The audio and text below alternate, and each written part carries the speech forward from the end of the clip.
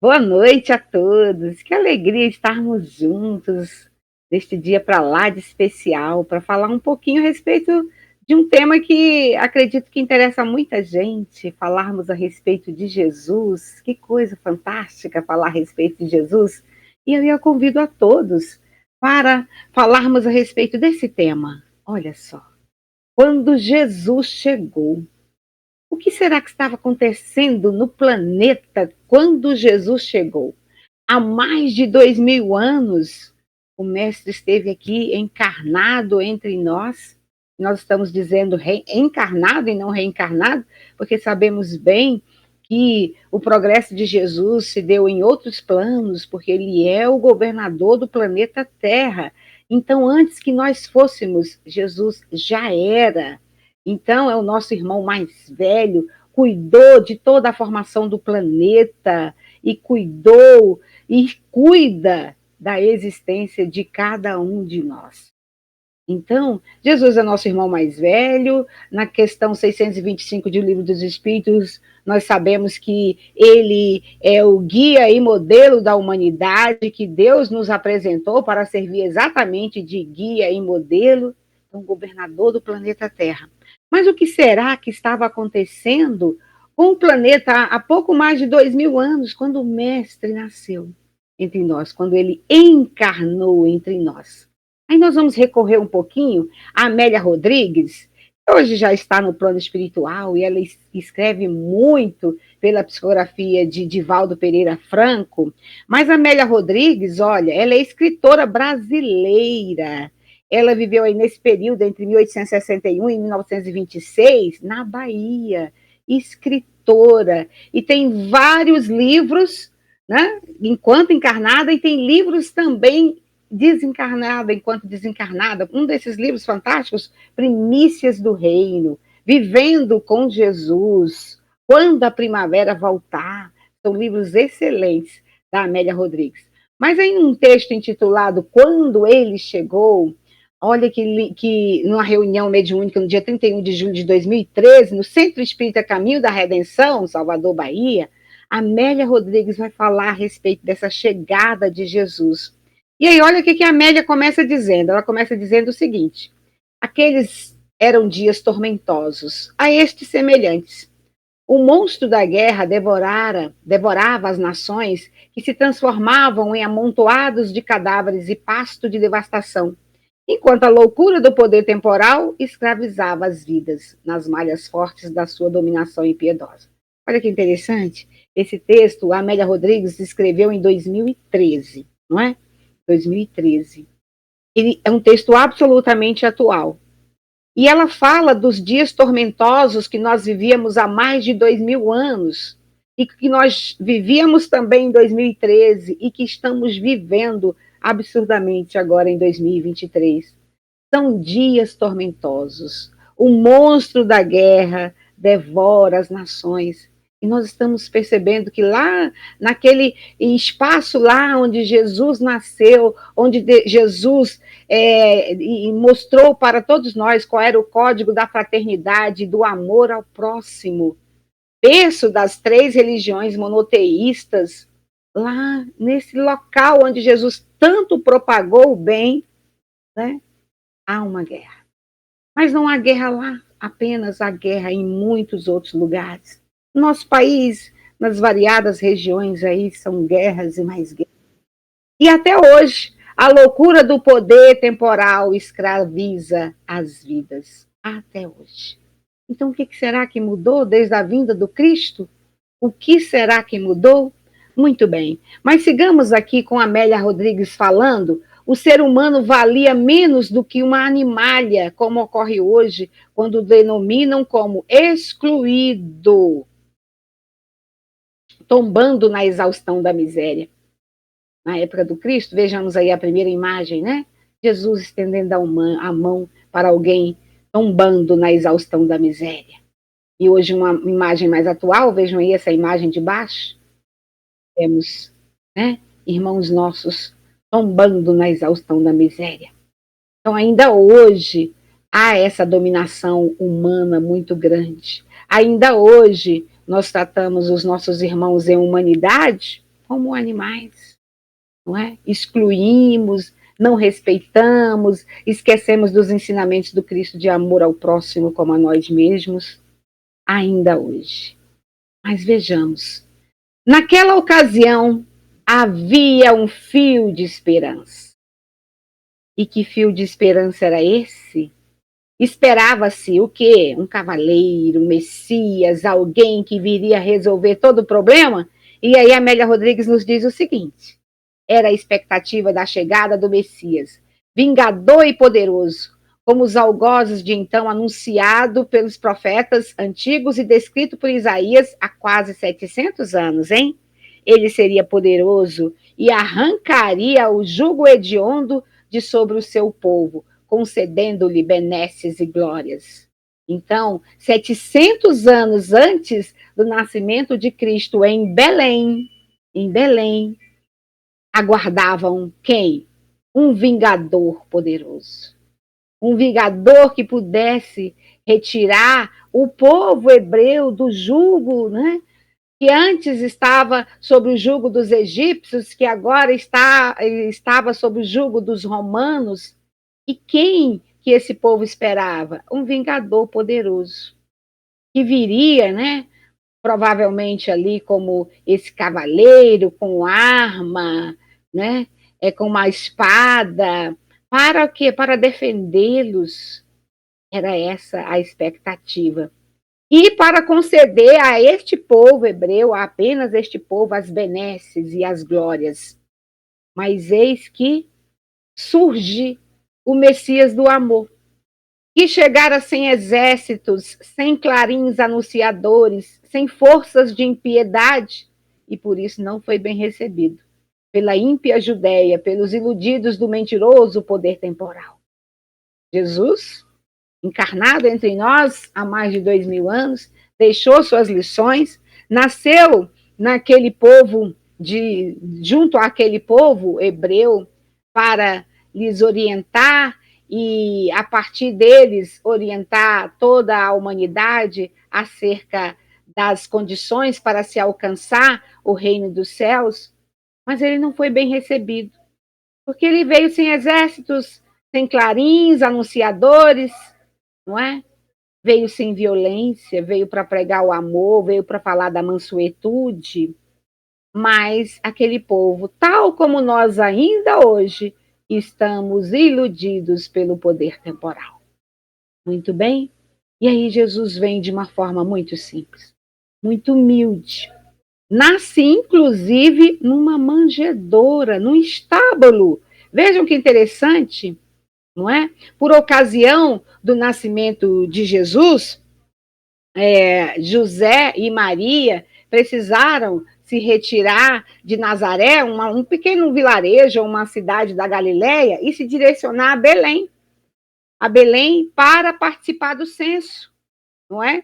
E aí, lá em Belém, chegou o momento do nascimento de Jesus, procuraram um espaço para se abrigarem ali, alguma estadia em algum ponto, mas não havia lugar, né, para hospedagem, porque muitas pessoas estavam na cidade de Belém exatamente para o recenseamento, e não houve outro espaço para se colocar Maria ali sofrendo já as dores do parto para o nascimento do Cristo, a não ser num estábulo.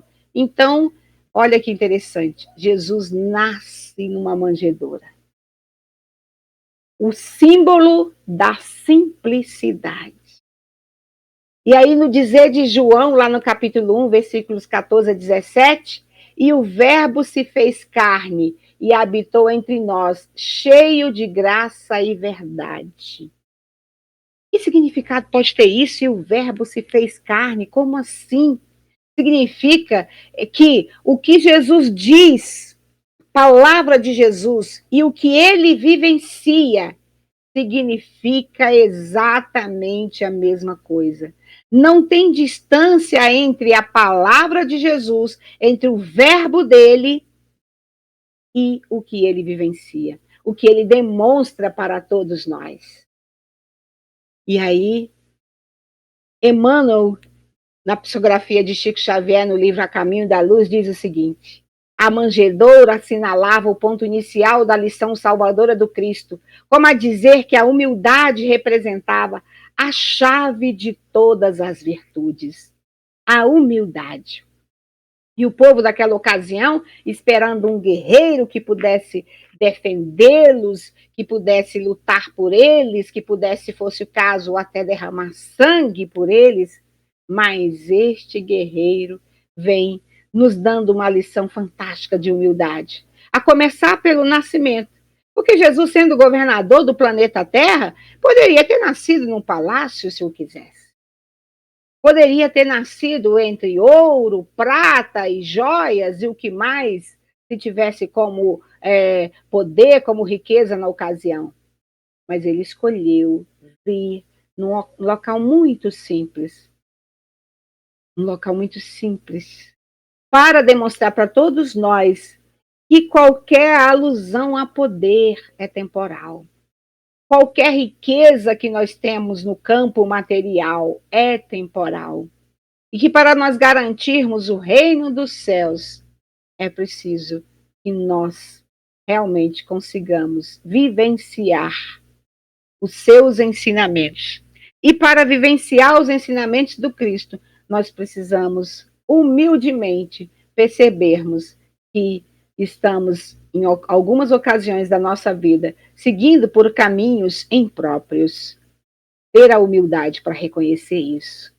E Jesus, com sua exemplificação divina, entregaria o código da fraternidade e do amor a todos os corações. Jesus, já quando perto de retornar à pátria espiritual, diz aos seus apóstolos: um novo mandamento vos dou. Amai-vos como eu vos amei. Porque às vezes podemos ficar assim em dúvida, não é? Porque já compreendemos que Jesus resumiu os 10 mandamentos em 2. Amar a Deus sobre todas as coisas e ao próximo como a si mesmo. Mas assim, amar ao próximo como a si mesmo pode ficar assim um pouquinho confuso, porque como assim? Às vezes não sei nem como me amar, como vou amar o próximo como amo a mim mesma, não é? E aí, Jesus, para esclarecer de vez essa dúvida, antes de se retirar, antes de deixar o corpo físico, ele diz: um novo mandamento vos dou, amai-vos como eu vos amei. Qual é a medida do amor? A medida que o Cristo nos ensinou. Jesus foi violento? Jesus não foi violento. Jesus deixou de perdoar quem quer que fosse? Não, Jesus não deixou de perdoar quem quer que fosse. Jesus, inclusive, teve a ocasião de nos dizer que nós precisávamos amar o inimigo. Olha que desafio, amar o inimigo. Porque amar o próximo é amar o amigo, é fácil. Amar quem nos ama é fácil. Amar quem concorda conosco é fácil. Amar o inimigo, eis uma tarefa muito difícil. Então, em seu código da fraternidade, do amor a todos os corações, sem fazer distinção, amor a todos os corações. É essa a ideia. Muito bem? E aí, segue o Cristo exemplificando para todos como era preciso amar. E numa dessas conversas com os seus apóstolos, e aí nós vamos destacar o que entra para a história assim como pedra, como símbolo do cristianismo, Pedro. Pedro é bem semelhante a nós, porque Pedro estava ali caminhando junto com Cristo, né? Era pescador, muitas vezes presenciou as curas realizadas por Jesus, mas ele era também um pouquinho coração duro, Na última ceia, Jesus, querendo demonstrar a quem seria o maior no reino dos céus, explicar para todos quem seria o maior no reino dos céus, ele toma de uma bacia, toma de um pano, agacha-se e começa a lavar os pés dos apóstolos. Quando chega o momento de lavar os pés de Pedro, Pedro não permite que o mestre faça isso. Não permite. Ele acha um absurdo. Como assim? Jesus, o mestre, agachar-se para lavar os pés. Mas Jesus queria demonstrar que aquele que quer ser o maior no reino dos céus precisa ser aquele que mais serve. É isso. Aquele que mais serve. O maior servidor aqui é que será o maior no reino dos céus. Então, não importa quais são os títulos que nós temos por aqui. Não importa. O que importa é que nós saibamos servir. É que nós saibamos servir. E aí, no dizer de Joana de Ângeles, não é? Quem não vive para servir, ainda não aprendeu a viver. Quem não vive para servir, ainda não aprendeu a viver. E a Joana de Ângeles, nós sabemos, né? É a mentora espiritual de Divaldo Pereira Franco, grande divulgador da doutrina espírita. Mas muito bem, nós sabemos, portanto, que Cristo chegou, né, para o planeta ali por volta do que? Quando Roma tinha em torno de 750 anos, Jesus chegou no planeta Terra, não é? Mas ele foi chegando aos corações aos poucos. Foi chegando aos corações aos poucos. E ao coração de Pedro, Jesus chega quando Pedro é alertado, aliás, antes, Pedro é alertado pelo Cristo de que ainda naquela noite, na última ceia ali, logo depois Jesus seria capturado, não é? Seria capturado, seria crucificado, e aí Jesus diz a Pedro, Pedro, ainda esta noite, tu me negarás 3 vezes antes que o galo cante. Mas Pedro, de jeito nenhum, não, Senhor, não farei isso, não é? E Pedro ficou inclusive magoado com Cristo, porque é claro que ele amava o Cristo, é claro que ele não abandonaria o Cristo, é claro que ele não abandonaria o Cristo. Mas eis que Cristo é capturado, é levado para uma cela, não é? E aí Pedro e João são os únicos que seguem Cristo. São os únicos, os outros todos se dispersaram. E eles seguem para ver o que vai acontecer exatamente. Num dado momento, Pedro diz a João que era para retornar e avisar a mãe de Jesus que Jesus havia sido capturado. E aí Pedro continua ali para ver o que é que ele pode fazer para, de repente, ajudar o Cristo. Mas eis que uma serva se aproxima e diz, não é? A ele, Pedro, pergunta, você é um dos seguidores deste homem, não é? E aí Pedro, não, eu não sou um seguidor deste homem.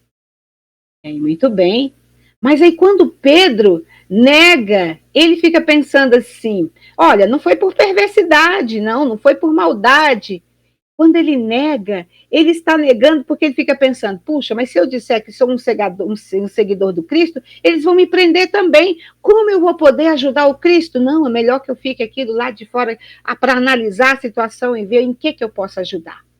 Pois muito bem, a noite segue, mais adiante, outra pessoa reconhece Pedro e diz, você é um daqueles que acompanha, não é? Este senhor. Aí ele, não, eu não sou, não, de jeito nenhum. Mas aí quando Pedro nega pela segunda vez, não é por maldade, não é por perversidade, não. Quando ele nega pela segunda vez, ele fica pensando assim, puxa, eu tenho minha esposa, tenho minha sogra, preciso cuidar delas, preciso cuidar da minha família. Se eu for preso também como Cristo, como eu vou cuidar da minha família? Então aí Pedro nega pela segunda vez. Aí na terceira vez uma outra pessoa reconhece Pedro e diz, você é um desses que seguem este homem, não é? E aí Pedro, não, de jeito nenhum, eu não sou um seguidor deste homem.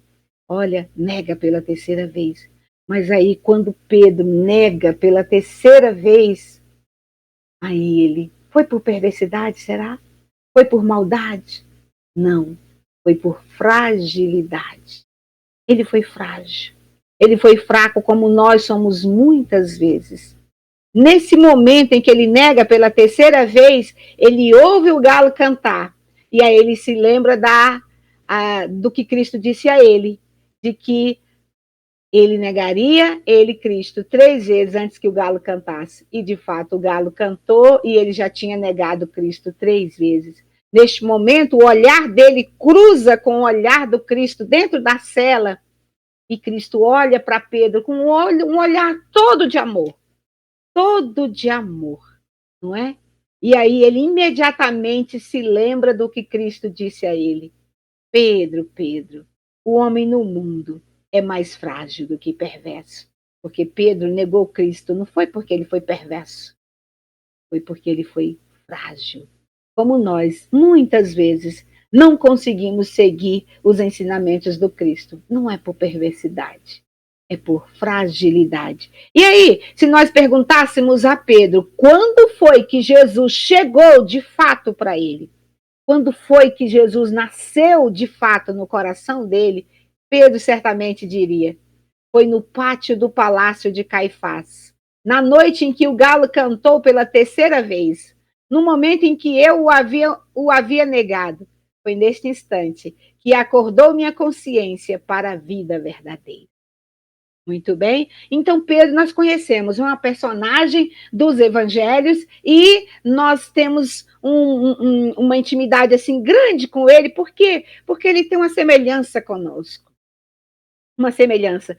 Quer acertar, mas às vezes erra. Mas é claro que nós estamos falando desse Pedro até esse momento aí da negação pela terceira vez. Mas a partir deste momento, Pedro começa a vivenciar mesmo os ensinamentos do Cristo. Ele abre, né, funda a casa do caminho, começa a acolher pessoas que estão perdidas, pessoas que não têm como se alimentar, pessoas doentes, pessoas sem família, e ele acolhe todos e cuida de todos. Então, é a casa do caminho. E ele está ali para unir seus irmãos apóstolos, para continuarem todos divulgando o evangelho do Cristo. Então, nesse momento da negação, Jesus chega de fato para Pedro. Jesus nasce de fato no coração de Pedro. É nesse momento, e a partir de então, Pedro segue a jornada determinada pelo Cristo, e aí há momentos, inclusive, que as pessoas querem apenas se abrigar na sombra de Pedro, porque Pedro vivenciava tanto a mensagem do Cristo, porque há registros de que até a sombra dele curava as pessoas. Olha que interessante. Então, está aí o registro de que, em que momento Jesus de fato chegou para Pedro, não é? Quando ele nega 3 vezes, o nega 3 vezes e reflete da fragilidade, não é? Que muitas vezes nós não conseguimos seguir as orientações por fragilidade, mas aquele momento ali em que ele sente aquela dor profunda por ter negado Cristo é o momento que serve como uma virada de chave, não é? Ele muda completamente a sua vida. Bom, tem uma outra personagem aqui que nos interessa, que é a Maria de Madalena, ou Maria Madalena, ou Maria de Magdala, não é? E aí a gente sabe que a Maria, ela chegou, né, em Magdala, uma cidadezinha ali nos arredores ali de Jerusalém, ela chegou lá nessa cidade e num período de festas, e ela era muito bonita, muito bonita. Ela era muito assediada pelos homens, ela recebia muitos presentes. Era uma mulher assim que deixava todos os homens da época assim encantados com a sua beleza. E a Maria, ela começou a receber no seu lar fariseus, não é? Homens do poder, homens que estavam no poder naquela época. Durante o dia, quando esses homens encontravam com Maria na rua, esses homens abaixavam a cabeça e mudavam de rua, como que envergonhados daquela mulher que estava ali caminhando pela cidade, não é? Mas à noite, aqueles homens procuravam Maria procuravam Maria.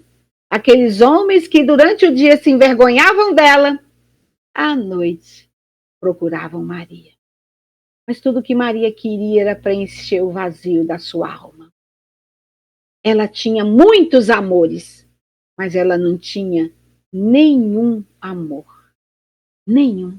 Ela precisava compreender o verdadeiro sentido da vida, o verdadeiro sentido do amor.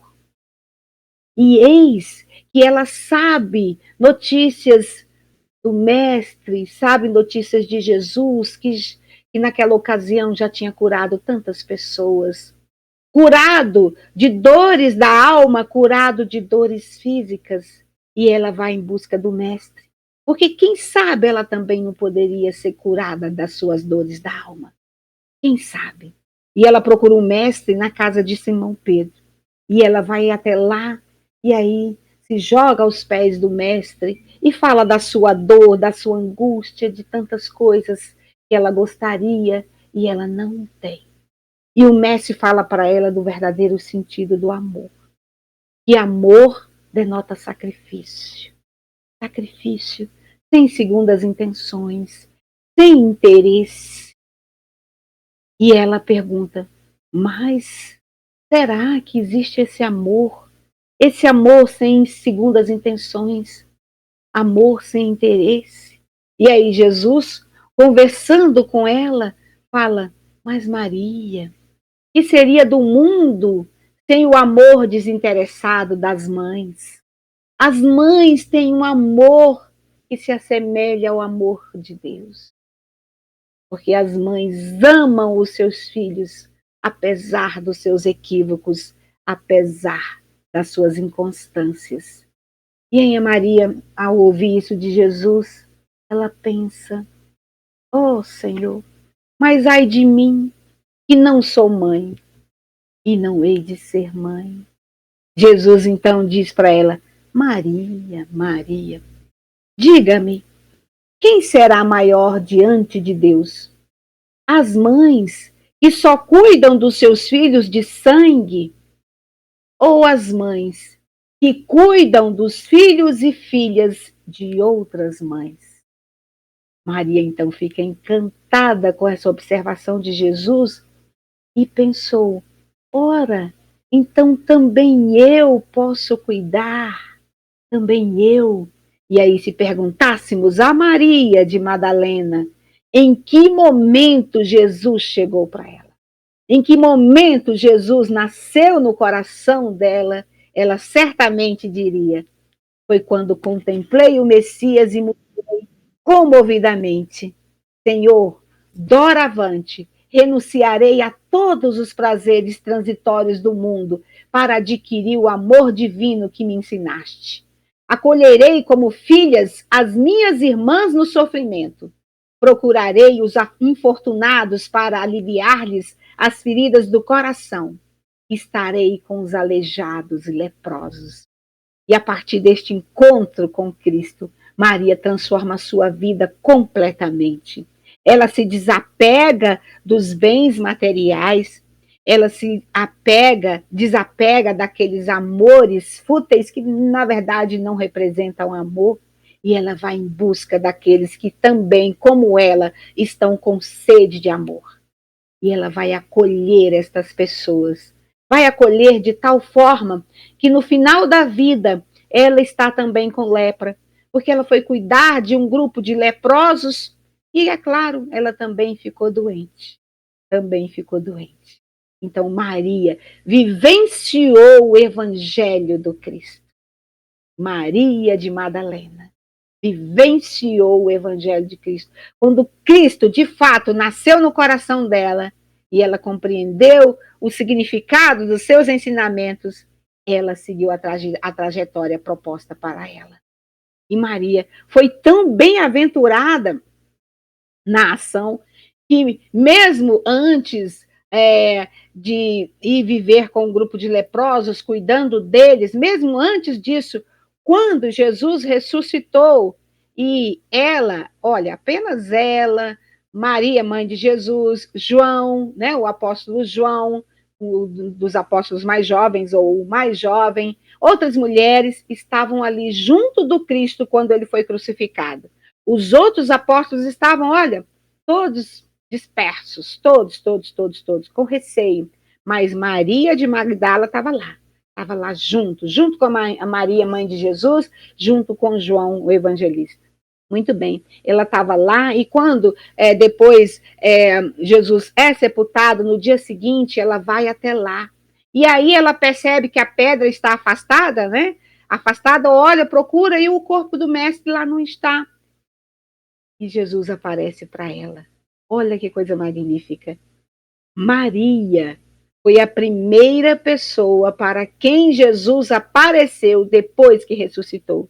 E Jesus, conversando com ela, diz a ela que é para ela ir falar para os irmãos dela, apóstolos, que ele vivia, ele estava vivo. E ela, de fato, vai, encantada, contar para os apóstolos, mas eles não acreditam muito nela e ainda, né, a discriminam, porque, Jesus conviveu tanto tempo conosco, Jesus ia aparecer para você, Maria. Aí aqueles, né, apóstolos ainda carregados de preconceito não conseguiram admitir que Jesus pudesse ter aparecido primeiro para Maria. E aí só depois, quando Jesus realmente aparece para todos, e aí eles, de fato, compreendem por que Jesus apareceu primeiro para Maria. E olha que fenômeno interessante, porque a mulher naquela ocasião, e ainda hoje, né, sofre uma grande discriminação. Jesus, quando aparece para Maria, dá essa chave no sentido de que todos nós somos irmãos em humanidade, e não é por pertencermos a este ou aquele gênero, ou a esta ou a classe social, a esta ou aquela classe social, que somos mais importantes que os outros. Não, porque o mais importante no reino dos céus é aquele que mais serve. O maior no reino dos céus é aquele que mais serve. Então, Jesus aparecer para Maria, uma mulher, tem esse significado muito grande, não é? O significado de inclusão, porque Jesus foi inclusivo em todos os momentos da sua existência. Pois muito bem, e aí, se perguntássemos agora a Paulo de Tarso, não é? Nós conhecemos, Paulo de Tarso, nós sabemos, foi doutor da lei, era fiel às leis mosaicas, não é? Defendia o mosaísmo e perseguia os cristãos, teve a oportunidade de mandar apedrejar Estevão, né? Um cristão, e ele está em busca agora de Ananias, cristão, vai em busca de Ananias, e quando no caminho para Damasco, o que acontece? Ele é surpreendido pela presença de Jesus. E aí, se perguntássemos a Paulo de Tarso, na ocasião ainda Saulo de Tarso, quando foi que Jesus chegou para ele, quando foi que Jesus de fato nasceu para ele certamente responderia o seguinte: foi na estrada de Damasco, quando envolvido por intensa luz que me deixou cego, pude ver a figura nobre e serena que me perguntava: Saulo, Saulo, por que me persegues? E na cegueira passei a enxergar um novo mundo quando eu lhe disse: Senhor, o que queres que eu faça? Então, a partir deste encontro com Jesus na estrada de Damasco, em que ele cai do seu cavalo, fica cego ali temporariamente, né, e consegue rever toda a vida dele, ele finalmente faz a pergunta para Jesus: Senhor, o que queres que eu faça? Esse momento foi a virada de chave. A partir daí, Paulo de Tarso começa a vivenciar o evangelho de Jesus, de tal forma que no final da vida ele teve a ocasião de dizer: já não sou eu quem vivo, é o Cristo que vive em mim. Tamanha conexão de Paulo com Jesus Cristo. Tamanha conexão dele. Pois muito bem. A grande pergunta agora, nós já sabemos aqui, quando Jesus nasceu no coração de algumas personagens do Evangelho, que nós citamos aqui, não é? Pedro, Maria de Magdala, Paulo. E agora, no nosso coração? Jesus já nasceu? Jesus é nosso convidado de honra no nosso coração? Né? Nesses dias de tantas festas, de tanta comilança, de tantos presentes, o nosso convidado de honra foi de fato Jesus? Jesus já nasceu para nós? Nasceu em nossos corações? E como eu sei se Jesus já nasceu para mim? para responder essa pergunta, nós vamos precisar de uma próxima. Já quero seguir os passos do Mestre? Se respondermos sim para esta última pergunta, já quero seguir os passos do Mestre, aí sim, Jesus já terá nascido nos nossos corações. Ele já veio para nós, já apareceu, já chegou para nós de fato. Então, aproveitemos este período final de ano em que nós fazemos assim reflexões e fazemos planejamento para o próximo ano. Pensemos.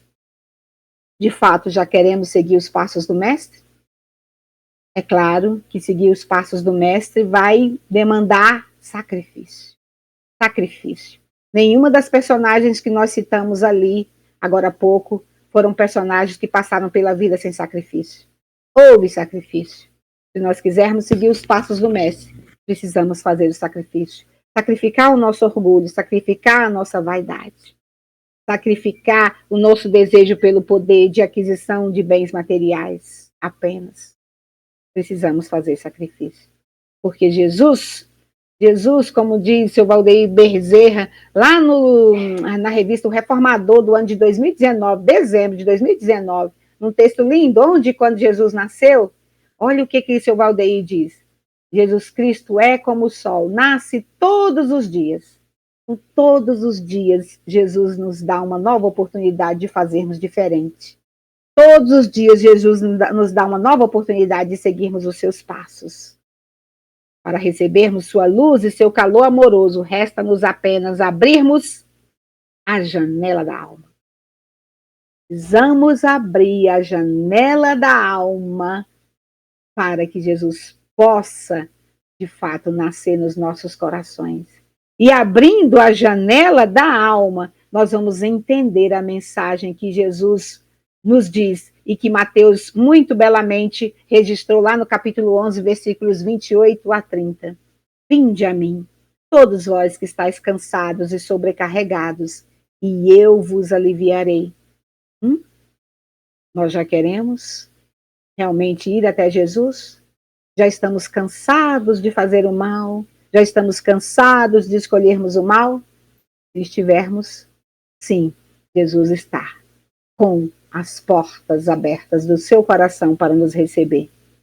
É preciso que nós também estejamos com as portas abertas do nosso coração, com a janela da nossa alma aberta para receber o Cristo.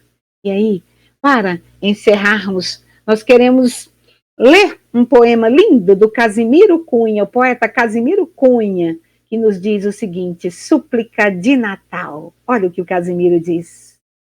Na noite santificada em maravilhas de luz, sobem preces, cantam vozes, lembrando-te, meu Jesus.